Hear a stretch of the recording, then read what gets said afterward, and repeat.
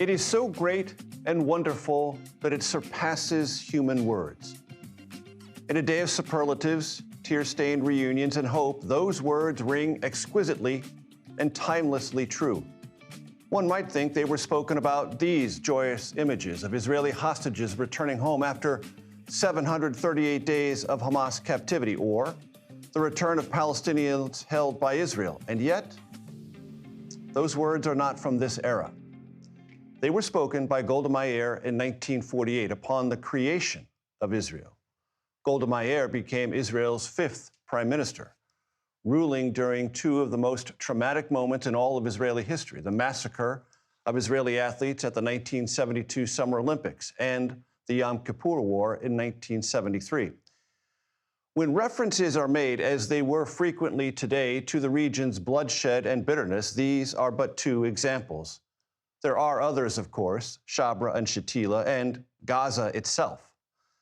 The possibility of a new era, though, hangs tantalizingly in a sky renowned for guiding starlight. President Trump, architect of this historic moment, gave that sentiment voice. This long and difficult war has now ended. You know, some people say 3,000 years, some people say 500 years, whatever it is. It's the granddaddy of them all. And in an unprecedented achievement, virtually the entire region has endorsed the plan that Gaza will be immediately demilitarized, that Hamas will be disarmed, and Israel's security will no longer be threatened in any way, shape, or form. Together, we've shown that peace is not just a hope that we can dream about. It's a reality we can build upon day by day, person by person, and nation by nation. And because of that, the Middle East is finally ready to embrace its extraordinary potential. You have extraordinary potential in this region. Trump also spoke in the past tense about terrorism, which, of course, fed Hamas's October 7th atrocities in Israel and led to the war in Gaza. More than 67,000 deaths there, widespread destruction, hunger, and sickness. It should now be clear to everyone throughout the region that decades of fomenting terrorism and extremism, jihadism and anti-Semitism have not worked. They haven't worked. They've been a disaster. They've just killed. They've killed. They've backfired completely and totally. Trump then flew to Sharm el-Sheikh, Egypt, to sign the peace deal and to stand with partner nations, European, Middle Eastern, and Muslim-majority countries from around the world, heralding, he hopes, something new. Why this happened is they all came together and they wanted to get Gaza straightened out. They wanted to get the whole thing straightened out. The history of the region, however, begs some measure of caution. Previous American presidents have forged their own history-making deals and looked to the future with hope. This is President Jimmy Carter in 1978 detailing a peace framework, that's what it was called, that he helped negotiate between Israel and Egypt, specifically dealing with the future of Palestinians. This framework concerns the principles and some specifics in the most substantive way, which will govern a comprehensive peace settlement. It deals specifically with the future of the West Bank and Gaza and the need to resolve the Palestinian problem in all its aspects. This is President Clinton in 1993, hailing the Oslo Accords and its promise of peace. Now the efforts of all who have labored before us bring us to this moment, a moment when we dare to pledge what for so long seemed difficult even to imagine, that the security of the Israeli people will be reconciled with the hopes of the Palestinian people, and there will be more security and more hope for all. And this is President George W. Bush celebrating the 60th anniversary of Israel's founding and imagining decades hence democracy, development, and decency. Israel will be celebrating the 120th anniversary as one of the world's great democracies, a secure and flourishing homeland for the Jewish people. The Palestinian people will have the homeland they've long dreamed of and deserved, a democratic state that is governed by law and respects human rights and rejects terror.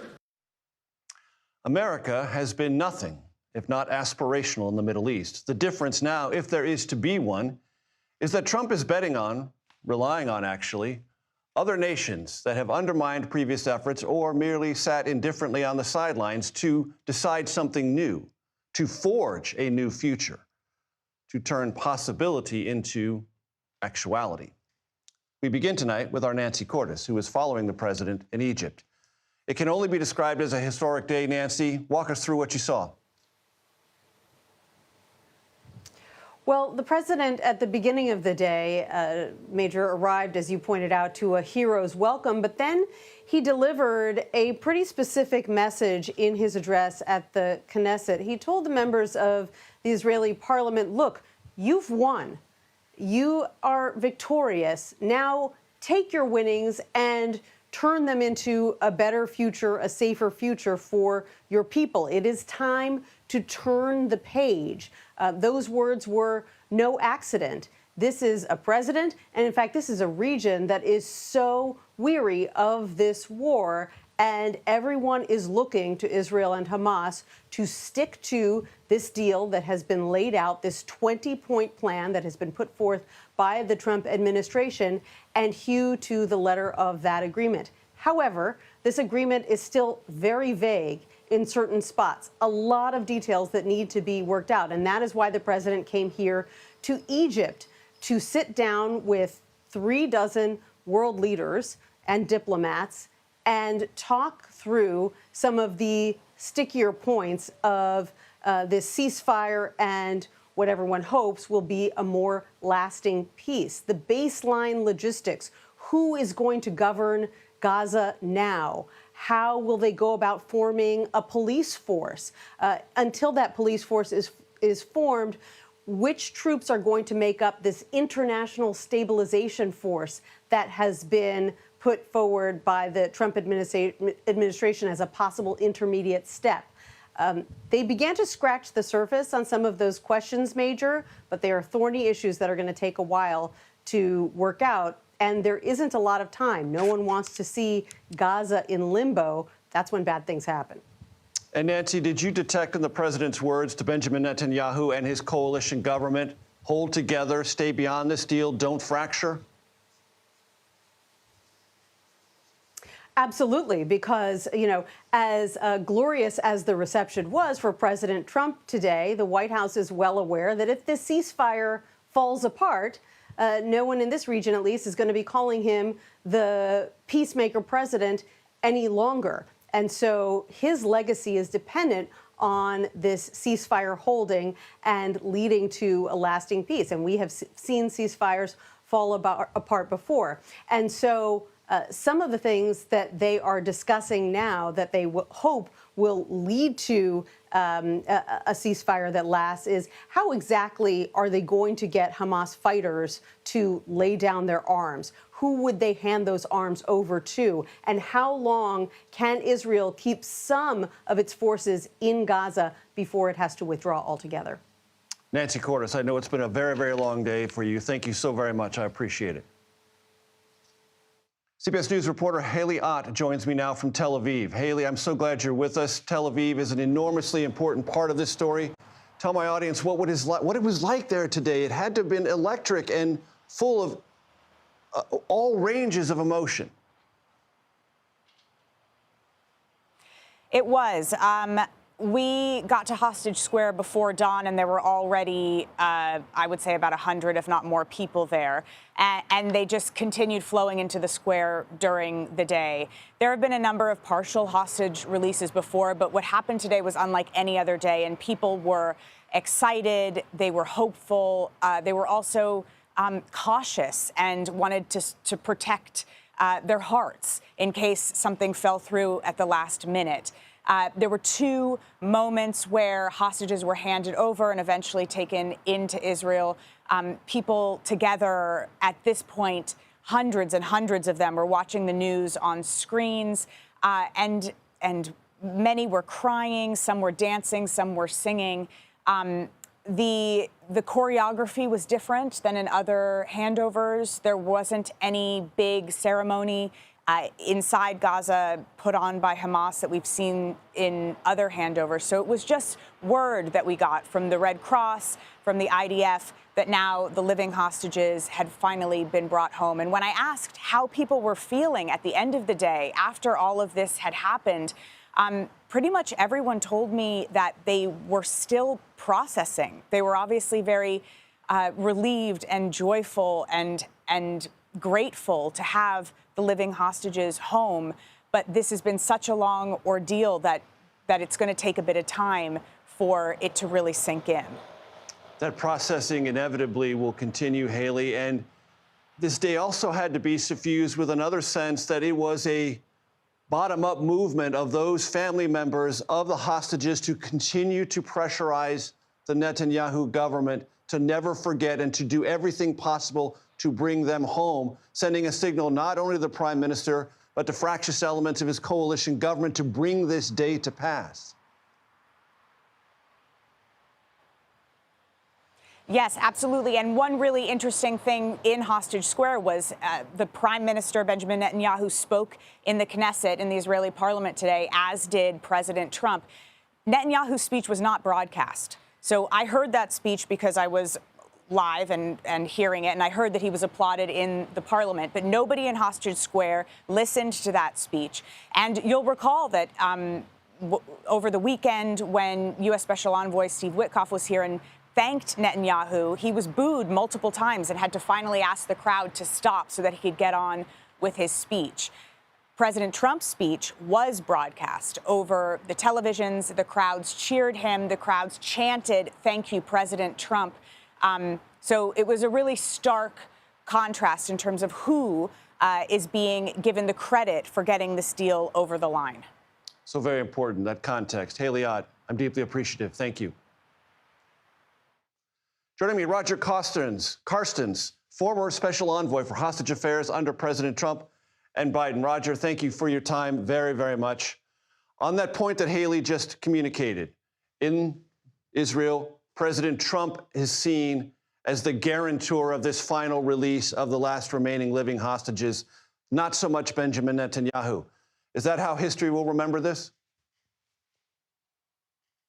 You know, you never know. I mean, one thing you have to say about Netanyahu is that he successfully waged a war on 7 different fronts and brought some great victories. There are people that will criticize him for maybe being too slow to bring the hostages home, or perhaps not even prioritizing their return. But at the end of the day, out of the 251 that went into Gaza, about 166 came home. We saw 20 come home today. And of course, as your correspondent was reporting, even though that there's great joy in Israel today, I might point out that there's still some concern because they were expecting 28 deceased Israeli hostages to come home, and only 4 did. So there are 24 left. And of those 24, 2 of them are Americans. It's Chen and Omer Nutra. Is that a complicating factor going forward, Roger, and one of the first ways in which this deal and its future strength or fragility will be measured? I think so. I think the Israeli government's expecting Hamas to kind of own up to what they promised that they would do. And I think that's going to be a serious sticking point if that doesn't happen. So and I think it's my hope, of course, in the hopes of all the families that are waiting their loved ones to come home. We want to see them come back. And I think it's going to be incredibly important if this peace is to go forward, that happen. You might just say right now we have a hostage deal, not really a peace deal, a hostage deal. The peace deal happens as we progress, figure out some of the bigger questions on how the demilitarization is going to go, how we're going to flood Gaza with humanitarian assistance, et cetera. But the deceased Israelis must come back. Roger, you are a unique voice in this space, and I'm so deeply grateful that you're here with me tonight because you understand, because you've been at the center of this, how parts of this story, any hostage release story, is a global one on a big stage, but there are also these intricate human heart moments of the individuals involved and their family members. Explain to my audience what's going on Yeah, that's so right true. now. You know, I had a chance to meet over 100 of the families of those held. 12 of them were Americans, but we decided to meet with pretty much anyone who wanted to talk to us. And every meeting's not a short one. It's usually 2 or 3 hours of hearing the story, of shedding tears with them, hugs, the whole bit. And it's a very powerful thing to meet these families in their grief. I would say right now they're probably feeling overjoyed, but they're also, as your reporter said, they're still trying to process it. But I think there's going to be some grief to an extent because as you celebrate the fact that the war may be over and these hostages have come home, people are also going to be thinking about what was lost over the past 2 years, and it's been a lot on all sides. And Roger, based on your experience, that has to be one of the hardest components of the after effects, the trauma, the bitterness, the natural human inclination to not want to forgive. I tell you, Major, I'm so grateful that you're focusing on the human component. I think that's just absolutely critical. One thing that the Israelis have done very well at is post-isolation support activities. So when people come home, they're going to get a battery of medical exams, but they're also going to meet with military and civilian psychologists who can start talking them through the reintegration process so they can learn how to process their feelings, learn how to think about what they went through, but also kind of integrate into their new self. They're not going back to who they were before October 7th, 2023. They're going to be integrated into a new self going forward in society, but they'll have some professionals that are very experienced on taking them through that journey. How hard is that, Roger? Oh, it's a challenge. But I tell you, we're light years from where we used to be, Major. There were times, I'd say like 10, 20 years ago, we just didn't have the data or the experience to take someone on that journey. But right now we do. And the Israelis over the last 2 years have done a masterful job of trying to reintegrate people. So it's not going to be easy. I mean, these are going to be lifelong scars, but with the medical professionals walking them through this, everyone's going to have a fighting chance to get back on their feet in good order. Roger Carstens, I'm deeply grateful to you, sir. Thank you. Yes, sir. Thank you.